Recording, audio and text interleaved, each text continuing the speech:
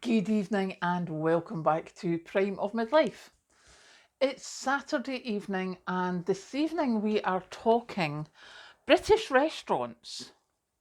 Now, I found this article in The Guardian just not that long ago and was quite surprised because they're talking about a report that's coming out recommending that we do British restaurants again.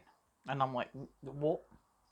So, seemingly, just not long after the war, Winston Churchill arranged for a chain of restaurants to be opened.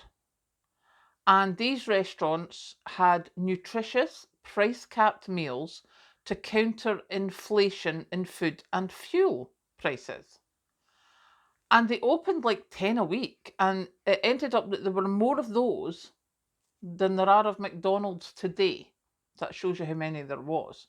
Now, I don't know about these. I've never heard of these. I did not know what these were. Never heard of them. Which is weird because normally, you hear about things like that. So this report has come out. It's from a food policy NGO called Nourish Scotland, who I've never heard of either, which is not like me.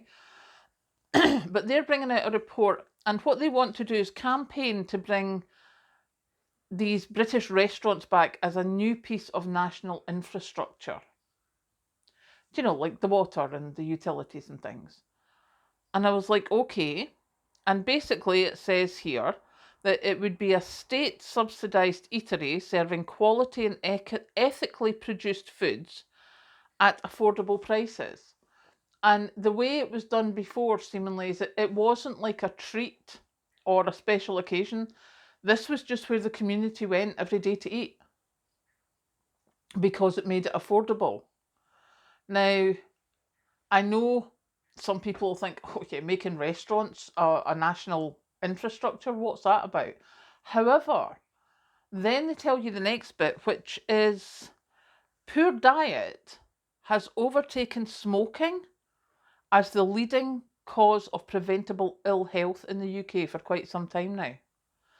Now, you may have seen that the government have said, oh, they're going to stop smoking in outside places because, it kills 80,000 people a year, I think. They're saying smoking, or the effects of smoking, kills 80,000 people a year. If poor diets have overtaken that for quite some time, that is more than 80,000 people a year dying from poor diets. That's not a good thing. And last year in England and Wales, nutritional deficiencies had come to a stage where it had tripled in a decade. So people suffering from nutritional deficiencies, when measured last year, had taken up to the levels had tripled in a decade. And over 20% of UK households with children have food insecurity. So when you take that into account, you're like, actually, this could be quite a sensible idea. Because what it does is, apart from the fact that it would employ people, it would buy food, etc., etc., it would also help people who are struggling, would cut the number of food banks required. And I know that a lot of charitable places they get a lot of food waste from restaurants, from shops, etc. Well, if that went into a local community restaurant that paid for itself because it's using all that stuff, etc., that has to be a win-win. And as I say, what I find really weird is that I didn't know about these restaurants before. But obviously they happened before.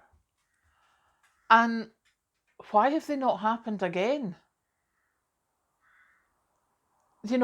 Instead we've got food banks, we've got community fridges. Why don't we have community restaurants? And I know we do in some places, but they're struggling to keep themselves going, especially with the increase in electricity costs, the increase in rents, etc., etc.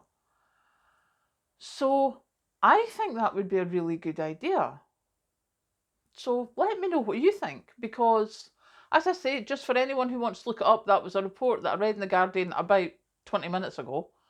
But I did not know about the British restaurants. I did not know that that had happened at all.